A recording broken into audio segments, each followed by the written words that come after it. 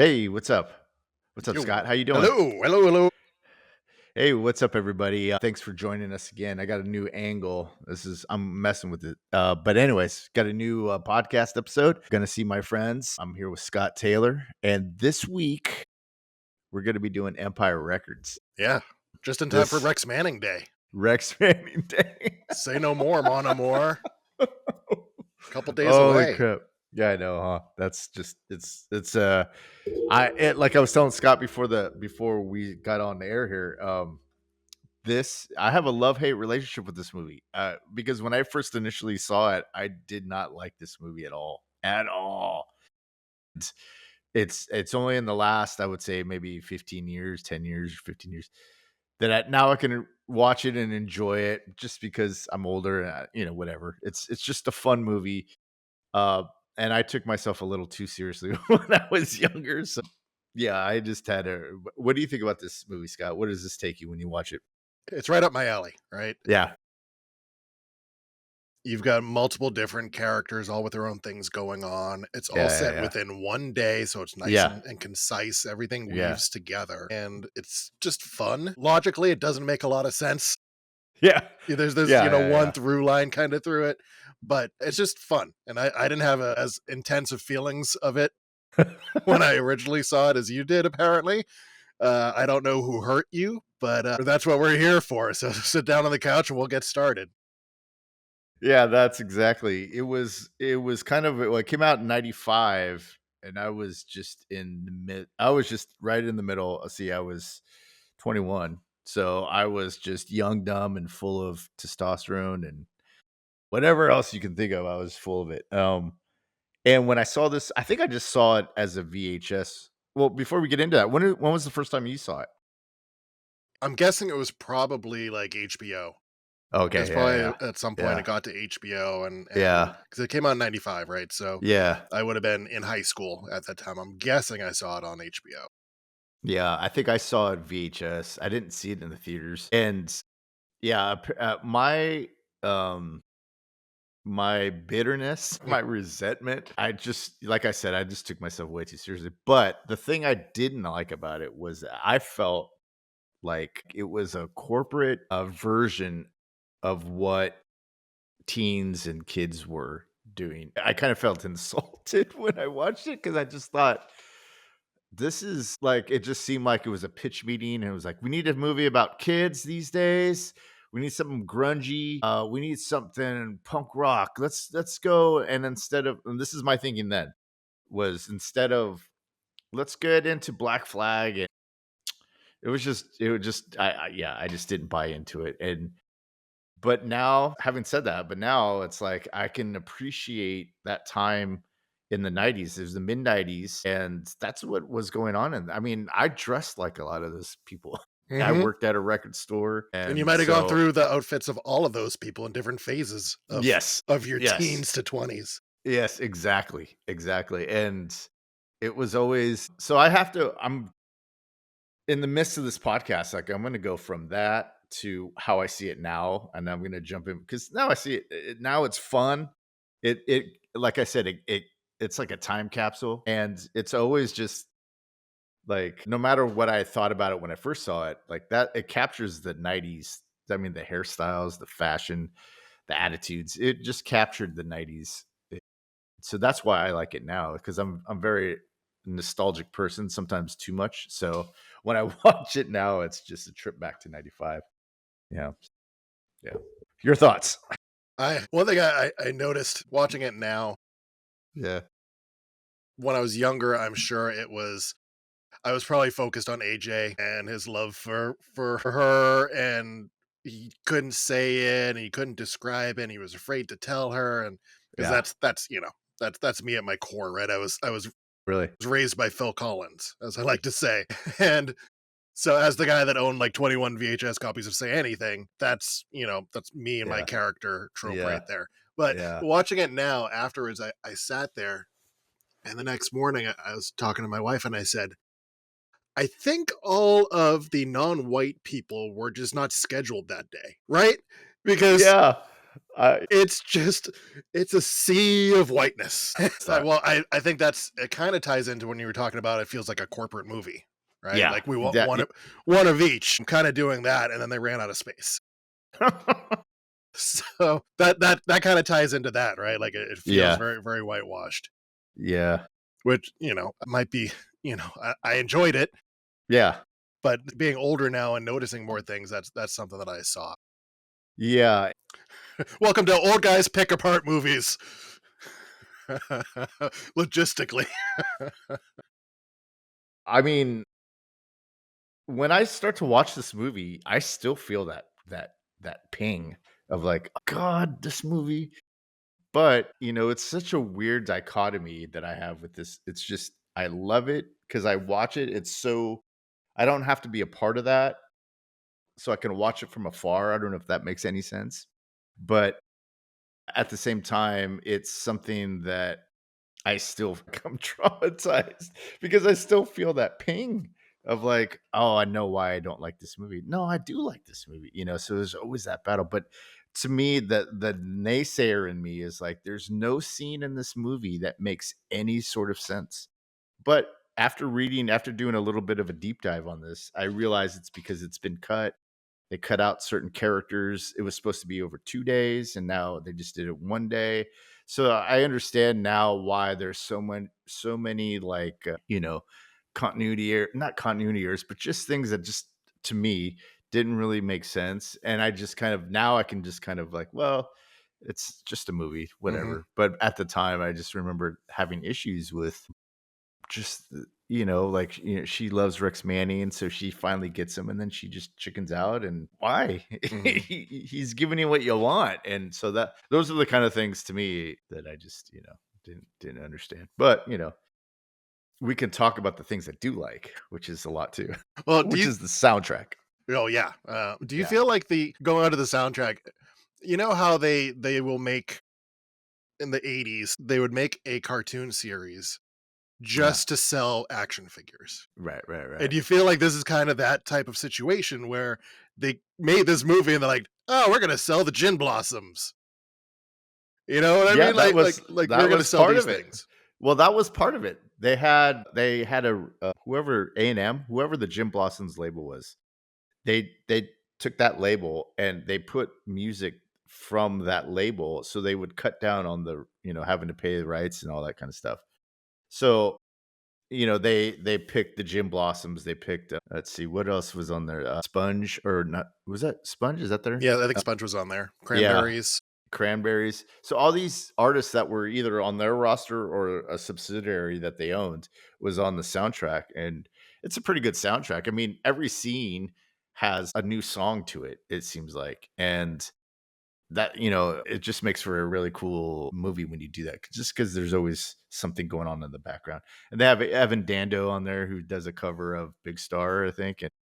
And that's a really cool one. Dude, yeah, the soundtrack's really cool, and that's something I really liked about it, but Do you think never part got of the corporateness that you were talking about, do you think yeah, we've talked before about the new Daredevil series and yeah, how yeah, it's manufactured grime, right? yeah, It right. feels like manufactured grime. Do you feel like that's part of it too? Like it feels like the store is a little bit manufactured crime, like Yeah, organized because chaos.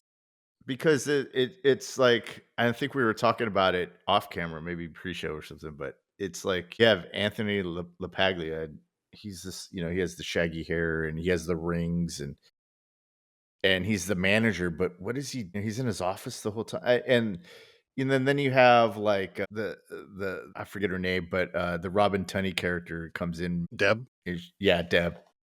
She comes in and she's just mad at the world, and it's just the I think that what you said earlier, like a corporate person's interpretation of what this character is like and why they're like that. And having Liv Tyler being addicted to pain or diet pills, and it just all this stuff. While the subject matter isn't light, it's just the way that it comes across, and it just seems like there's no kind of grounding to any of that. So then it just for me, I can't really yeah, take it all that seriously. So now I can appreciate all that because it's just fun. Not fun, but it's a teen movie, and it's got its place, and I like it now. Yeah, and there was a lot to like about this movie, Yeah. it's kind of like the opposite of the manufactured grime. It's like, and it's artificial sunlight, Yeah. it felt like it Right. was a lot of artificial sunlight, Yeah. Yeah. and it was a lot of just poppiness to Yeah. the writing and the structure of it, and the Yeah. characters. They all had that little gleam to them. They had the listening booths on the second row on the second floor, and that place is awesome looking, man. That's the kind of place I worked at the Virgin Megastore in San Francisco, and well, San Francisco is different because you had a lot of tourists, but yeah, it gets crazy, man. It gets crazy. The people that do all that stuff is it gets filled and yeah, it's crazy. I forgot where I was going with that, but anyways, It's definitely one of the movie sets that you'd like to visit. Like we talk yeah, about, like, which movie yeah, car would you want, a DeLorean or the Ecto One, or what would you want? It's like this would be a set that a place that you, if it was real life, you'd want to hang out. I know yeah, my local. I grew up in Cambridge, Massachusetts, and every day after high school, I'd walk to Harvard Square and go in this place called the Garage, and it was an old garage that they turned into some stores and a pizza yeah. place and that sort of stuff. And I'd walk up the ramp, and Newbury Comics was up there, Uh, and they weren't, I think they started with comics, but it grew into more CDs and records and cassettes and T-shirts and all that yeah, stuff. And that was a comfortable place for me after school. And so I would go to Empire Records if that was on my way home from school every day. I'd be stopping in yeah, there every single day. yeah. That's a place too, and it's an indie store because the whole plot of this is that they're going to be taken over by a chain store. But it's if it's indie and it looks like that, I'm in. I'm living there basically. And that's how it kind of reminds me of Rasputin Records in San Francisco because I worked there too. And then so when I watch this movie now, it reminds me of those kind of weird kind of spaces, indie places that had in stores and all that. And the idea that they have Rex Manning coming, it's just yeah, there's a place. My point being, that's a place I would definitely would have hung out in. And you Yeah. probably would have wanted to work there, Yeah. out of all the Yeah. places. If you could work Yeah. at the corporate, Sam Goody type place or Yeah. Empire Records, you'd pick Empire Records. Yeah. You're a little Yeah. late. It's probably not going to matter because Joe clearly doesn't have his stuff together as a manager, right? Like, I think he realizes he's got, just certain things to meet every day that he has to do, and the rest he's like, it doesn't matter, it'll figure itself. Yeah. Yeah.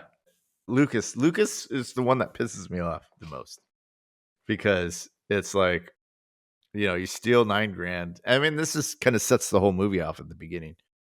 And, you steal the money from the store to try to save the store, which you have good intentions, but and I was kind of with Warren Beatty on this one. Was is like he just stole a couple of CDs. This guy stole 9 grand, and you're getting rid of Warren Beatty. And at the end it was just I'm gonna get the money somehow. I don't have any money, but I'm gonna buy this store. It's just a happy ending, just to put it on a happy ending. And so these just little things like that, just really at the time, just annoying. I don't know, Uh, but now yeah, now again, you want, now you're happy to have everything a little wrapped up in its little yeah, capsule.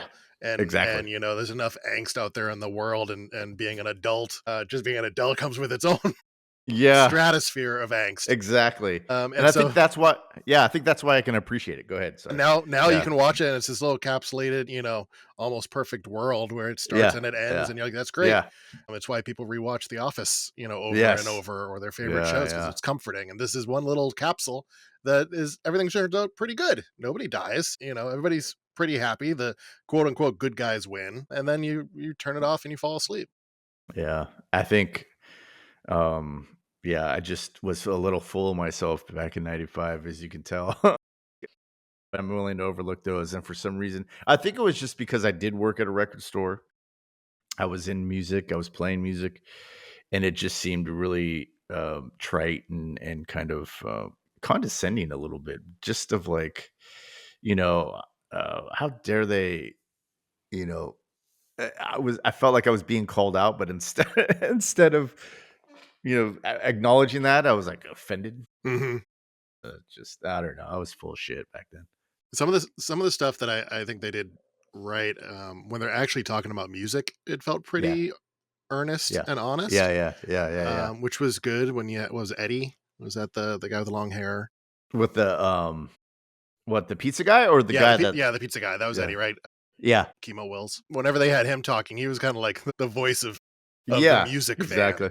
And so Yeah, you yeah. had that, pieces there that, "Okay, well, here's some real music stuff for you. Yeah, Here's something yeah. that's And he true." was and he was always making mixes for his friends, and that's Mhm. what you did. And which I'm glad they didn't do, which is that the downside of working at a record store is the kind of the pretentiousness of that you're which they hit on High Fidelity, which is this idea that you work at a record store that means that you know all about music and you have the ultimate taste. And some of the people that I worked with had horrible taste in music. It was just whatever was out and hip at the time, that's what they would gravitate toward.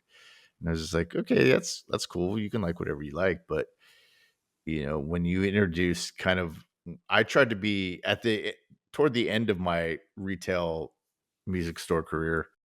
I tried to bring some levity to everybody, and they just were not having it. I remember working at Rasputin. I was probably the least liked person there. And you know how I am, and I had a couple people say, "Steve, you really ought to get a sense of humor, dude." And if you know anything about me, that's an odd thing to say to me. So, Yeah. anyways, yeah. I So, think, the it for a lot of the people in the movie, they were having a job in a fun place, yeah, right? Like, they had a yeah, job that was at a fun location. They weren't there for the music specifically. But it right. was a It's a job hang. it was a Yeah, job in a fun place, yeah, and that's a big part of when you're that age, when you have a job, liking the people you're yeah, around, and I think it does a great job of showing the family aspect of that kind of situation where there'll be people you don't like, but you still don't wish them harm. They're still in your fold, and there's not a lot of people you're like, "Oh, man, no, I don't like that person at all," and they're just completely on the outs. Usually, you all have that common feeling of, "Yeah, we're here together, and some of us will hang out more than others, but you're still okay enough to be with us and hang out there." And it showed that with all of them, with Deb and all the different characters. You could tell that, yeah, they would, get together at the end of the day and spend their time together. yeah. They showed that well too, in terms of the diversity in the personalities, at least, of everybody. I remember working. Did you guys have the warehouse back in Boston? Was I that don't it, or think is that no, I a, don't think so. the warehouse? It was something else too. I can't remember, but it was out here. We had the warehouse, which was just a record store. It was corporate, but it had Bass Ticket Outlet, and we could sell concert tickets there too on Sundays.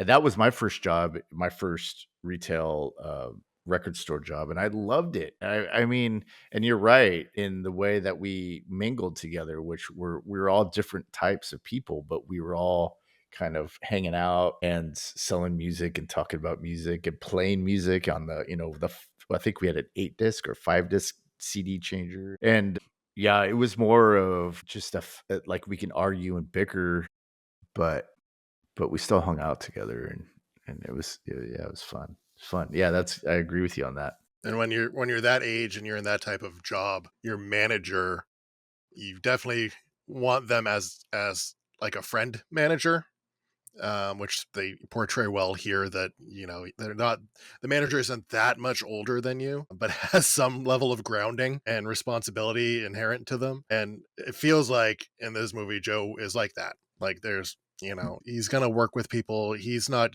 gatekeeping at all. He's not writing people up for being late a couple times. He knows his team. He knows their pluses and minuses, which ones he can count on. And at that time in your life when you have those jobs, that's a big deal Yeah. to keep Yeah, you happy.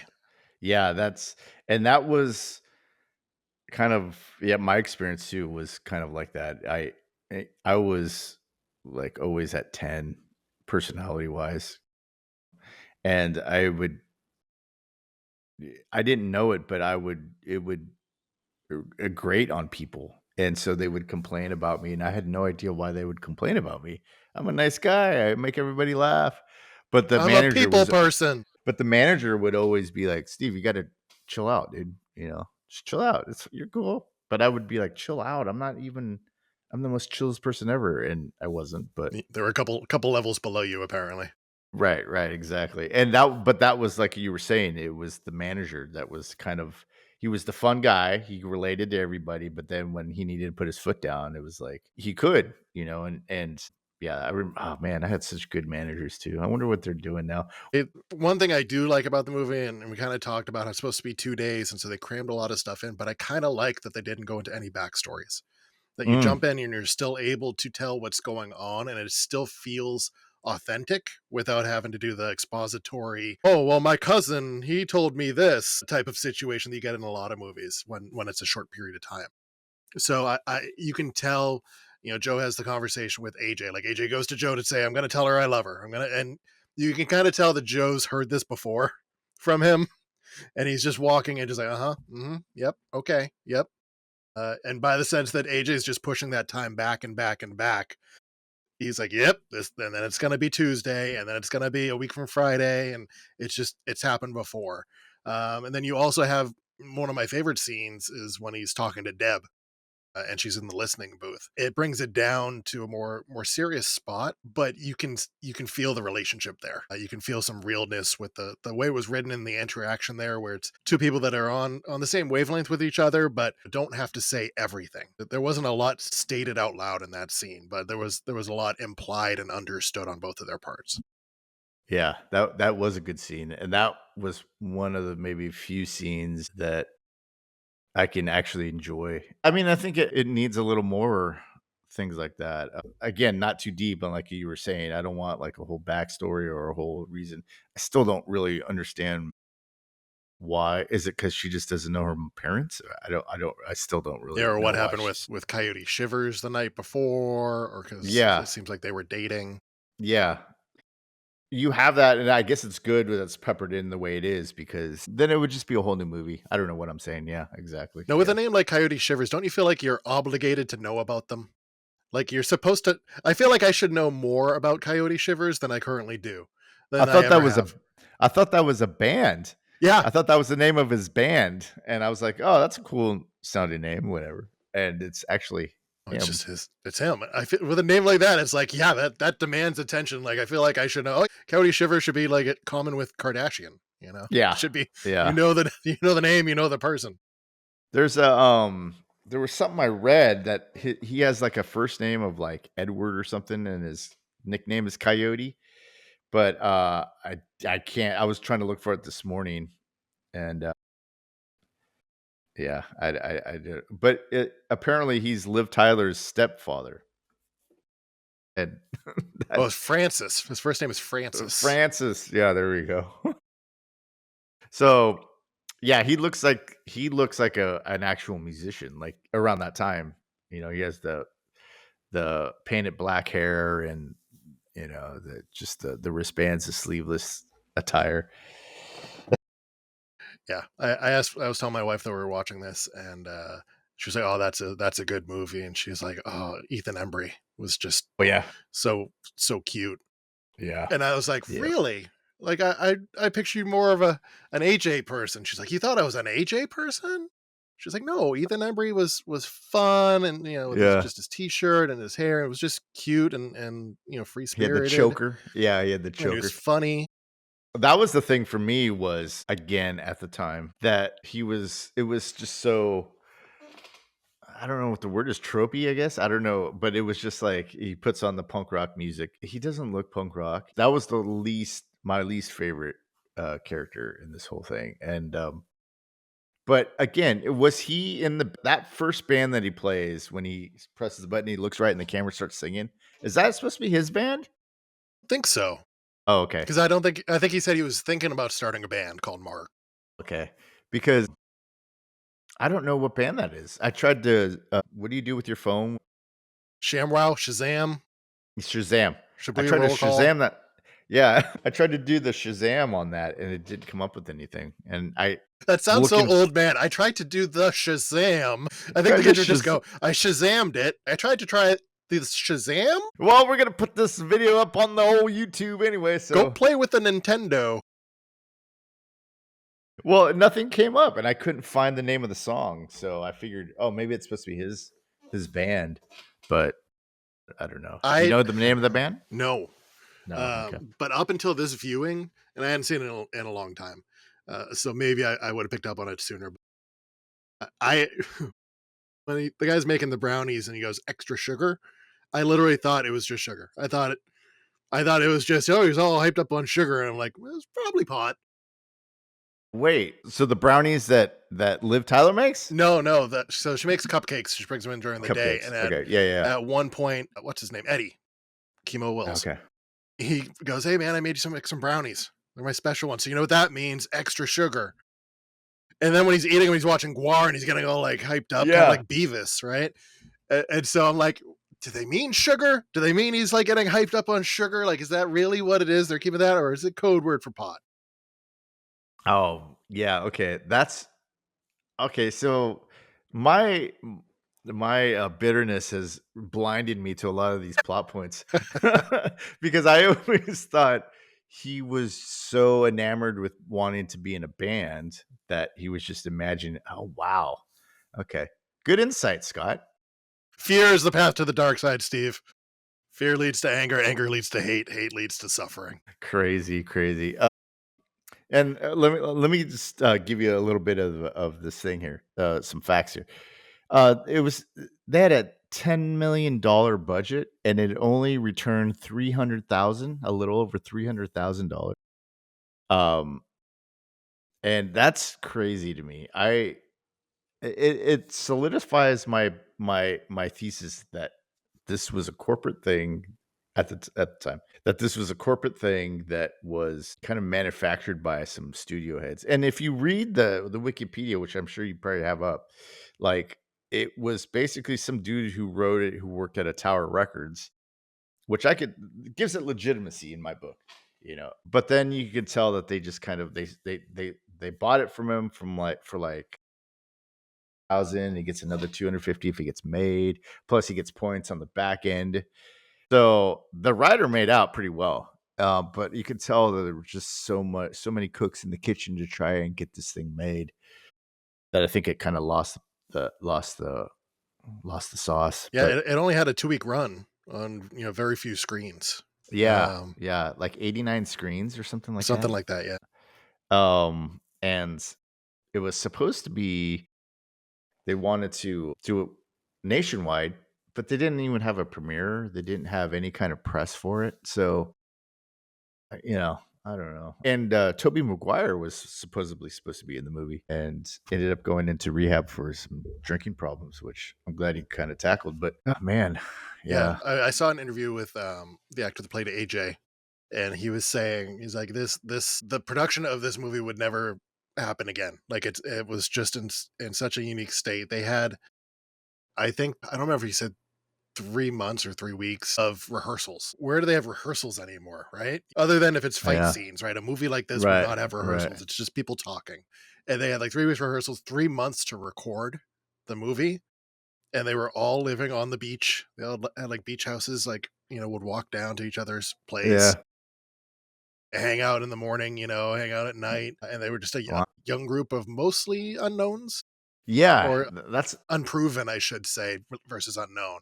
Yeah, that was another thing I read about, which was surprising that a lot of these people, because now you see them and you're like, oh yeah, she was in Lord of the Rings, or he was in that thing you do, and Vacation Vegas Vacation, but at the time they were kind of newbies, and yeah, This was that's the interesting. starting place for a lot of it. I mean, Ethan Embry had one of one of my favorite movies that I haven't seen in a long time, Dutch, with Ed O'Neill. I remember seeing that a lot as a kid on HBO, Wow, I got it. Yeah, and enjoying well, it. when me and Toby did Planes, Trains, and Automobiles, I was doing some research for that movie. And yeah, that's a Thanksgiving movie too, and I didn't know John Hughes did that one. Did he No, no, for no, he Dutch? did Curly Sue, that's Oh what yeah, I yeah. yeah, yeah, anyways. Yeah, and I forgot that he was even in that movie. That's interesting. Yeah, Renee Zellweger too, like, it's one of her first roles or first big roles. Robin Tooney It's goes from this to Junie Craft, right? Craft, yeah, exactly. She had to wear a wig for that movie because she actually shaved her head for this role. Rory Cochrane, who I knew from Dazed and Confused, Hmm. and then Anthony LaPaglia, which was in So I Married an Axe Murderer. That was the first time I ever seen him. But I guess is he Australian? He's Australian, right? I never hear him with his accent, even in interviews. I don't think I've heard his accent. It's so weird seeing people that can do accents and seeing interviews Yeah. with them. It throws me off every single time. I'm just like, Well, what is going on? like the guy from Daredevil plays Daredevil. I didn't know he was English until, let's see, was it recently? I think I don't. Yeah, because I don't. I thought he was American. So, Hmm. yeah, I agree, man. Or even the opposite, when you see like Americans and they go to, like France and then they speak fluent French, or they go to Spain and they speak Spanish. It's just it's always throws me off. And Liv Tyler, the only thing major before this was the Aerosmith videos for her, Yeah, and but people yeah, loved those. I can't yeah. tell you how many times I watched those on That MTV. was yeah. That was the first time I'd heard of her too. Yeah, yeah, yeah. Her and who was the girl in there with Alicia her? Silverstone. Yeah, Alicia Silverstone. This is before, Clueless and all that kind of stuff, yeah, so Yeah, but then she goes on to That Thing You Do, Armageddon. which had Ethan Embry as well, so they did that movie, Mhm. which I love that movie too, I watch that all the time. Do you ever watch that movie? That Thing You I Do? have only seen it a couple times. Okay. Yeah, it's been a while, Yeah, but I know it's a lot of it was filmed down in, Orange County, California, and there's a thrift store there that you can go in the back, and they actually have one of the signs still Oh, there. really? Yeah. Yeah. That movie should be on the pod, I think. That's a great movie. Debbie Mazar or Mazar, she goes on to do she did a lot of stuff in the '90s, and then I haven't really seen her do much since, but she was in, The Insider, I think? Or was that I think that was her with Yep, Pacino she and was Russell Insider. Crowe. Yep. Yeah, and after that, I didn't really see her in anything because she was in So I Married an Axe Murderer as well, right? Was she Mhm. the girl that was like, "Getting electrocuted," and everybody's like, "Yeah, that sucks, yeah." Yeah, I believe she was in Axe Murderer too. Yeah. So I haven't seen her much. Do you have her IMDb up or So let's see, so 95 was Empire Records, she was then in Girl 6, a couple other movies here, let's see, Meet Wally Sparks, Robert Downey, what do you call it, Rodney Dangerfield. Yeah. Let's see, next big thing here. Yeah, I'm not seeing anything big, but then she was in what, Entourage? Was she?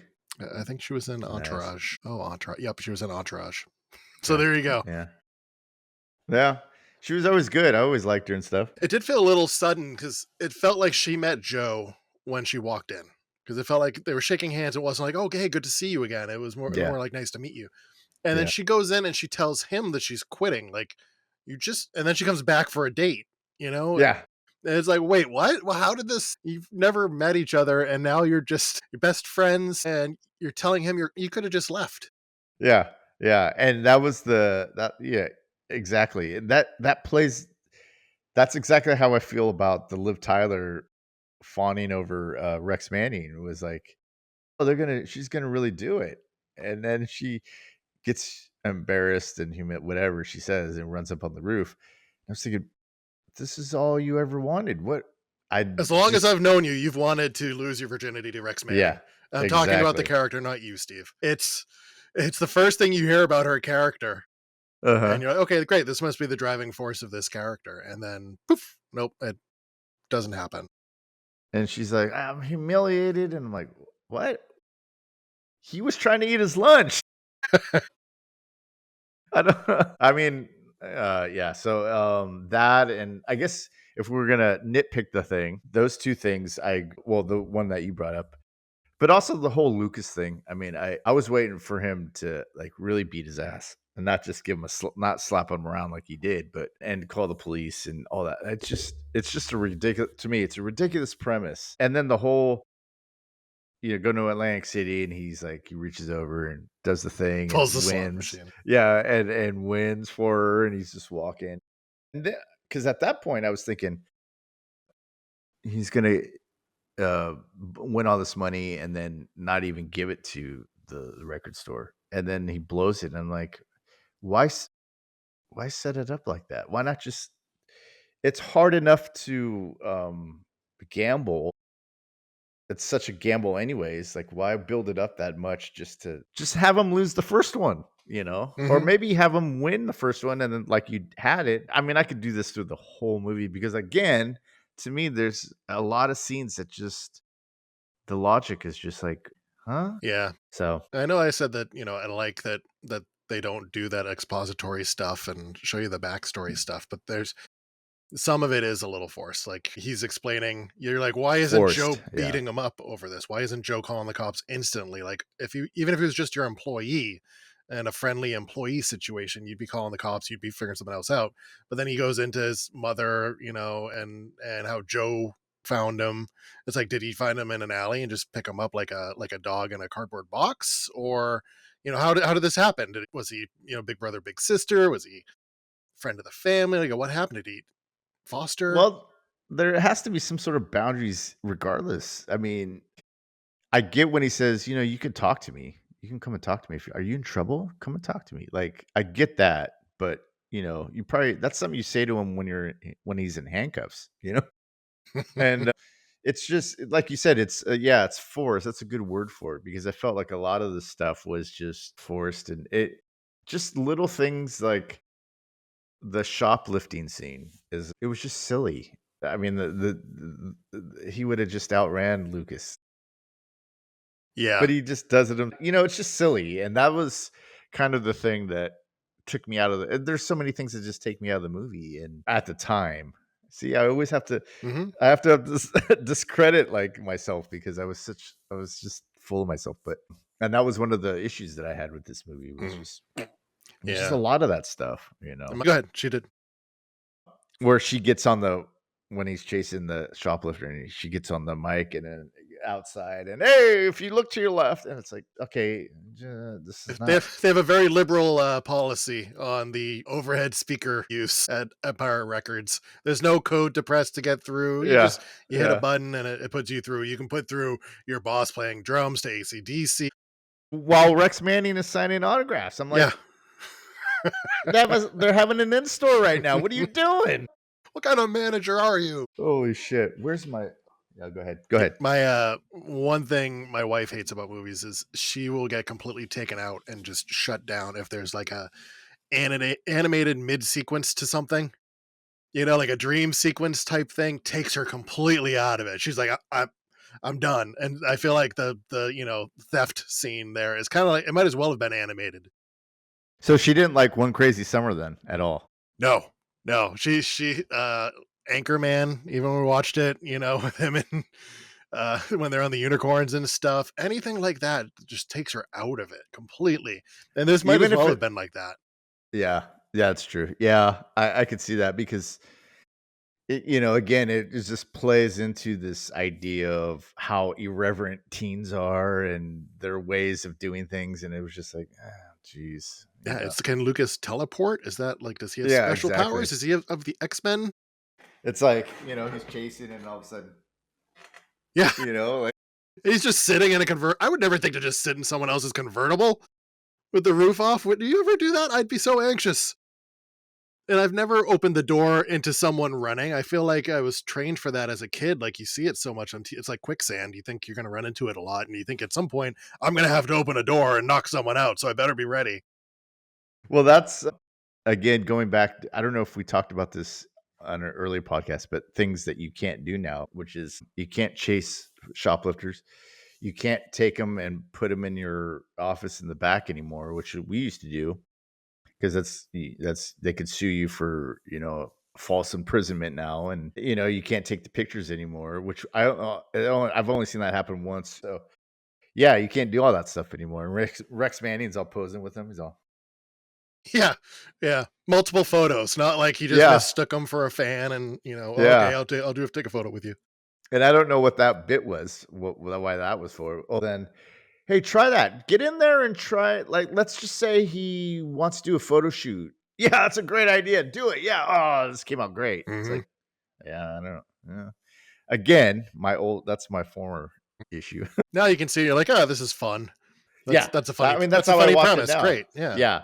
Now I see it again to reiterate. Yeah. Now I watch it and I just have fun with it. So it's not like but it's just fun to see my issues with it. That's what I think I'm poking fun of more of is me is this idea that I had so many issues with this movie that I was just like, how dare this movie exist? Mhm. And it's just Yeah. funny to me Yeah, now. you had major main character syndrome going on. Yeah, exactly. Oh, Jesus.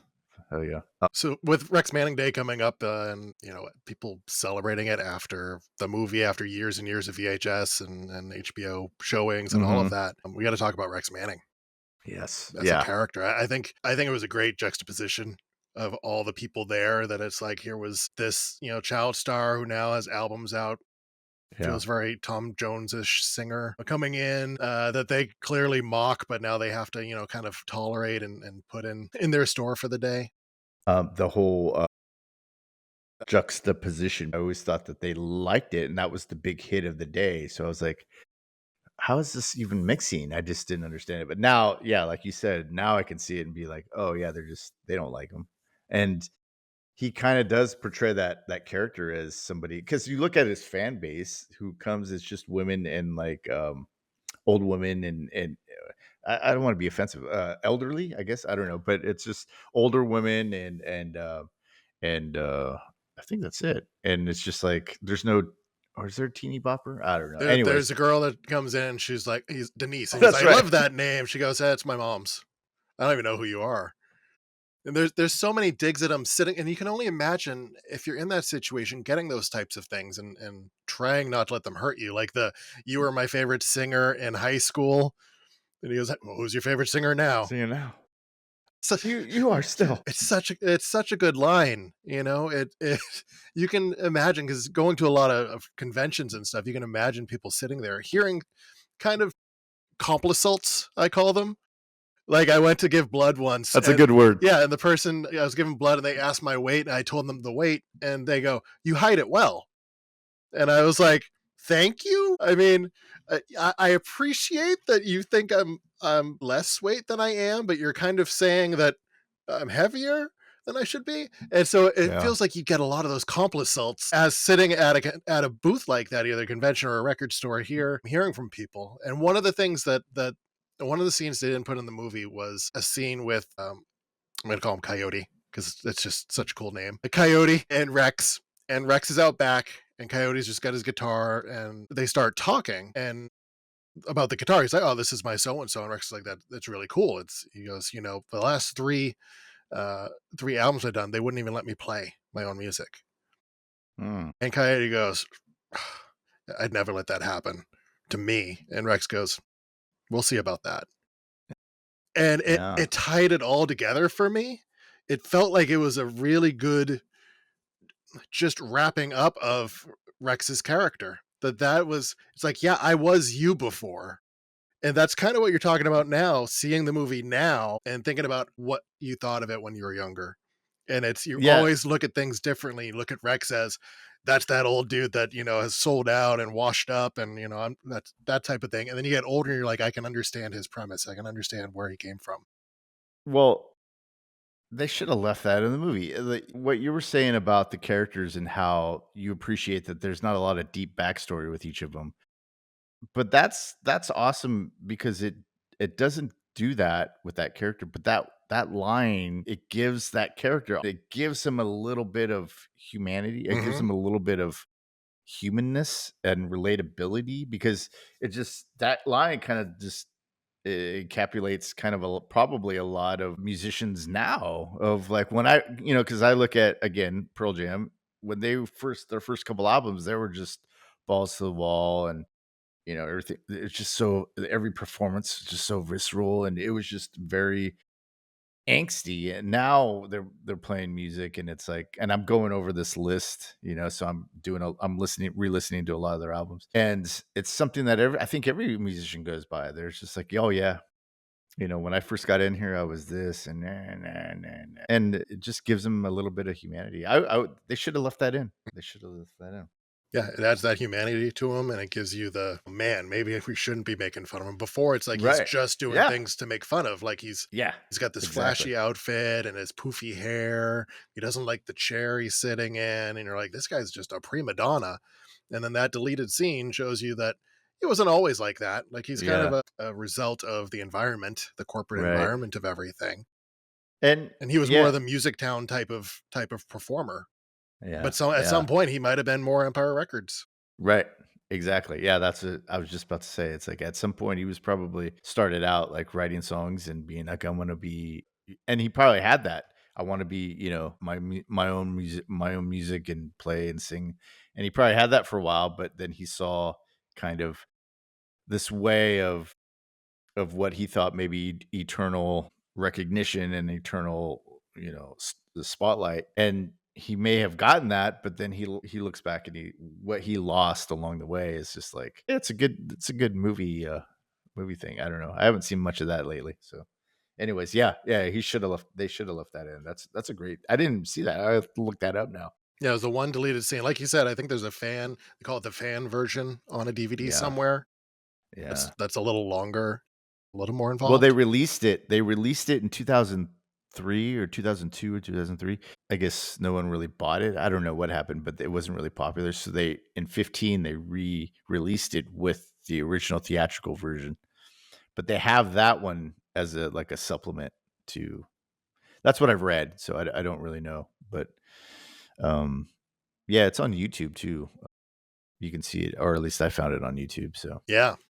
And then to make a whole Rex Manning day, to make it I mean, well, it's yeah, great when you're a movie or something like that, that the fans of it can latch onto something specific to remember and memorialize their fandom on a specific day. yeah. I mean, the idea that it's still going on today, it's astonishing. You have movies where it's, Groundhog Day, right? And you're like, "Oh, every Yeah, Groundhog Day, I watch yeah, Groundhog Day," or, the night before Thanksgiving, I watch Planes, Trains, and Automobiles, something like that. This, it's just a date from the movie. It's just yeah, a date that yeah, was, very briefly in there on a poster or something, I believe. And people just grab onto it and own it as part of the fandom. That's one of the great things about the internet is you can do that. yeah. Well, we just did the Big Lebowski, and they have on the release date of the movie is the Due Day or something, or the Big Lebowski Day. They had to do it every year, and Toby was saying they're doing a showing in San Francisco on the 20th of April, and Jeff Bridges is going to be there. So yeah, so to have like stuff like that with tie into your movie, it kind of helps with the longevity of it. I don't know who you do in the man six of this, right? Because it The feels what? that you do the man six every podcast, right? The six man. I'm Oh I'm not yeah. I'm not a sports man as Well, no, it's a if you game were. 6. Game 6. It's yeah, it's the idea because yeah, because the year they lost, the year they went 70 what 3-10 or 72-10, 9 72-9, which is um they were down 3-1 to Oklahoma City with Kevin Durant, and they were down game 6. They were gonna lose, and Clay comes in and just takes over the whole game. So that's I think that did I explain that to you? Or I think I didn't. I haven't explained it, I No, don't but think, to I see, anybody. I took Yeah. it as this maybe I heard as sixth man, like, isn't that a basketball thing too? Where Yeah, it's like, yeah, yeah. the person The that's not guy the off the main bench. core. Yeah. Right. It's the first guy off the bench. Yeah, David, who we had on our guest last week, said the same thing. Oh, I got my 6 man award. It's like, oh, that's cool. But it's game 6 Clay Thompson award because he came in and just overtook the game because he was like, he was just saying like, I didn't want to lose. I wasn't going to let my team lose. So he was just hitting everything and just overtook. So But it's tough to pull yeah, one from here because they're all like main characters, right? They all yeah. have they all have main character syndrome. It's just split up between them. So maybe Guar, maybe maybe Guar coming in. I mean, you can even say the pizza guy Mhm. because yeah, he maybe but he doesn't. He only has like a couple of scenes, right? He only has like 2 or 3 scenes. Yeah, Let's but see. he is the voice of music in it, so That's true. That's that true. makes sense. Let's think of one. I'll think of one. Is that yours, Guar? Or I'm gonna go Guar. I'll stick with Guar all because right. it's unexpected. It's you see, you're like, is that Guar? You're like, that is Guar. And for Guar to be in a movie in 1995, like that's I don't know if that was corporate tie-in, if they were part of the same No, album no, label, but no. That had to have been yeah. That had to have been like a last minute thing or something because just sneaking by the corporate guys. That's I guess. Yeah, you're right, man. It's hard to do a I mean, Debbie Mazur, I guess. I mean, she's kind of ridiculous and like what you pointed out of like just this. kind of weird character, but I guess I'm gonna go with her because every time I see her in a movie in the '90s, I always saw her. She does really like from. Sorry, I'm babbling. So I married an ex murderer. I always just see her that character in everything she does. She's like a word or a phrase away from reverting back to that character. So yeah, I'm gonna do Debbie Mezar. So yeah, yeah. That I see. That's how off my game I was. I didn't even pick one for this yet. It's There tough. we go. There's a lot of people in the movie, and they're all kind of little roles. It's a bunch of little roles just pasted together. Yeah, it's a lot of. It seems like a lot of like skits sometimes. Like there was that one where he's talking, or no, there's no talking. There's like a song going on, and they would have these like little breaks where everybody's just dancing. And Ethan Embry is like dancing with this some girls doing ballet, and while listening at a listening station, and he's like kissing her feet, and Yeah, and he's it like was just dusting like, around her and dusting her yeah, foot off like he's, Charlie Chaplin. yeah, and I'm like, okay, this is cool. Yeah, all right. It's just again, it's just this movie is filled with things like that of like people making out in the sound booths and. But one more thing I want to talk about is his that AC/DC song when he's playing drums, and you can tell that he doesn't play drum. Again, this is me. This is me from back in the day. Hmm. Like, "Oh, that is not. You can tell. How dare they? I'm so ridiculous. Holy shit, I was so ridiculous. But yeah, that was another thing that kind of took me out, only because it's like, well, Rex Manning's in there, and you're playing over his, you're salting his gig, man. I, I was I had questions about the veto system and what are the actual rules of the veto Yeah, system. Like I get the need for a veto system, right? And you get one a day apparently per person to use on yeah. anything that's playing, and then you get to choose what goes on next. Like, there's a lot of people in there. Like, how do you decide who get like? I'm gonna use my veto. No, I'm gonna use my veto. Yeah, a little clarification on that would have been I nice. want to see some written documentation in their employee handbook about the veto system. And then it makes a big alarm, like it's like a yeah, like one of those cardboard crushers in the back of a Toys R Us. It's like making this loud noise to make sure your hand isn't in the way of this veto. Yeah, It's yeah, just a 8 disc changer. That's all it is. yeah, yeah. That was. They always did that, and they always the dance breaks. Mm-hmm. That's what are you, Annette Funicello? Like, what are all What is these this? dance moves in the store? This is crazy. I mean, if someone had TikTok at the time, they'd be rich. Yeah, They could just sit inside Empire Records and just film everyone dancing every day. and then also another nitpick is it goes from after she gets humiliated herself, I guess, but with the Rex Manning thing. She has lunch with Renee Zellweger, and they immediately just get into a fight without any kind of. She's like, "I wish I wasn't like you," or something. She's like, "What does that mean?" And it just seemed a little out of the blue. There was no build up to it. I don't know. Maybe that's how it was supposed to be, but I And just. I don't wear a bra. I feel comfortable saying that to the public. But she just took hers off, and I'm like, I understand that maybe you put that one on specifically because of Rex Manning, like you're choosing a style and a color for Yeah, him, and to have this perfect situation in your mind. I'm like, but why do you have to take it off at outside a pizza restaurant? yeah, yeah, Was yeah. that Just things like that, man. Just having said all what I said, I enjoy watching this movie now. Mhm. And Yeah. it's I watched it twice. I watched it we decided what on Friday to do this. So I watched it Friday night and last night, and it's just fun.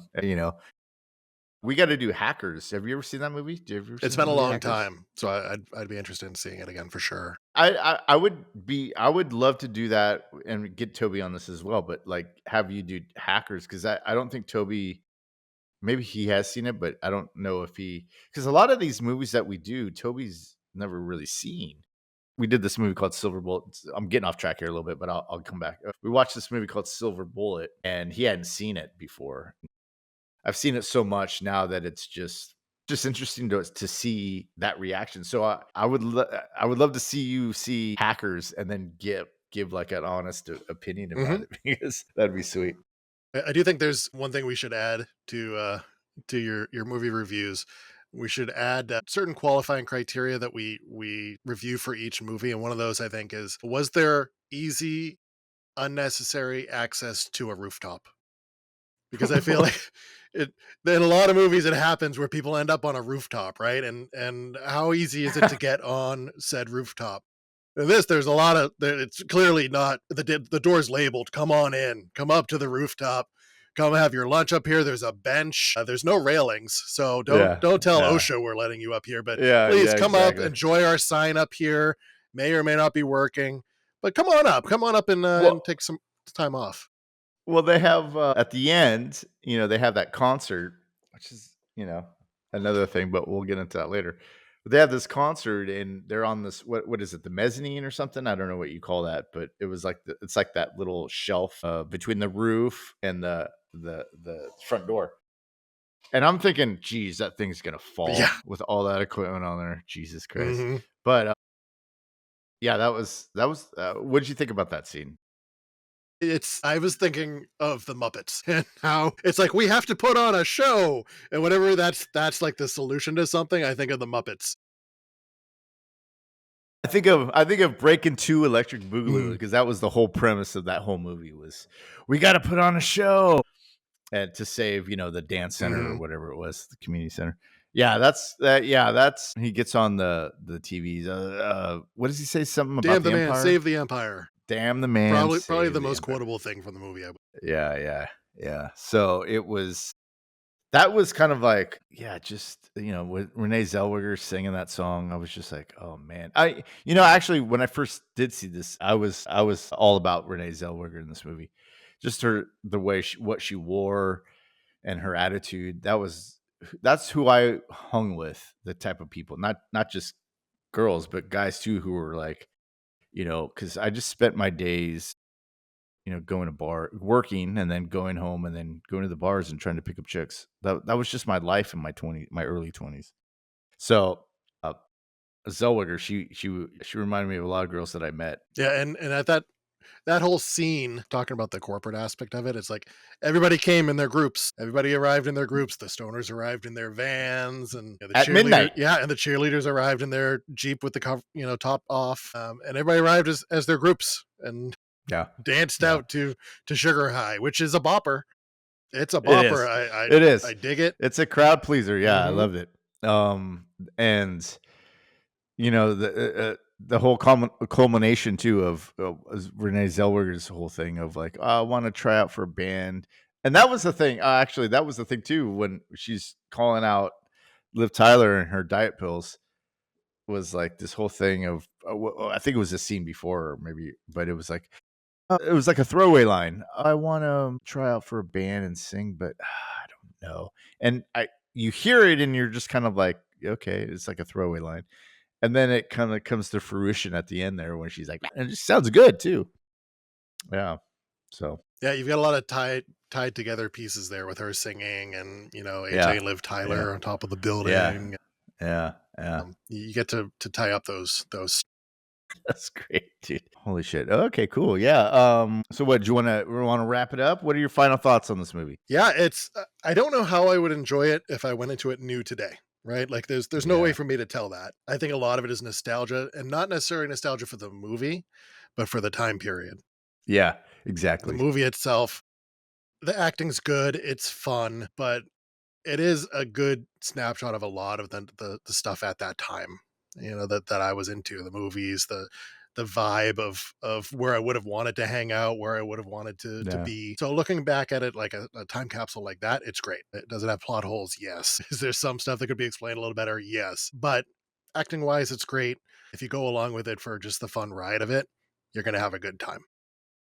Yeah. Yeah. Well said. Because I think for me, as I said throughout this whole podcast, I wish I could have enjoyed it more when I was younger, but I'm enjoying it now. It's a great kind of, like you said, little time capsule because it does, regardless of how I feel about it, it does capture the mood of the mid '90s. There was just, I was young, I was a kid, but the hairstyles, the kind of vernacular, the just how they talk, everything.